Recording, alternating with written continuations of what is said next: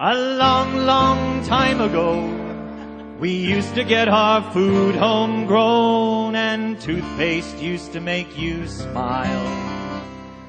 It used to be you'd shop with ease, never eating antifreeze. You planned to keep on living quite a while. But now our goods are all delivered from somewhere on the Yangtze River.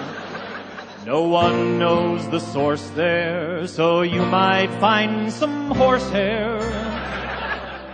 But if corporations make a buck, they don't give a flying Peking duck. And with this system we get stuck today. It makes you sigh. Now when you buy an American pie, your grandma didn't bake it, it was made in Shanghai, where they engineered the apples to be juicy, not dry, but the crust is made of cardboard and lye. Don't feed it to your dog, he might die.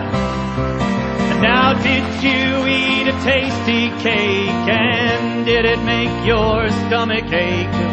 I could have said I told you so. And the reason you are looking wan is some guy took bribes in Szechuan, so you just bit into Little Debbie's toe.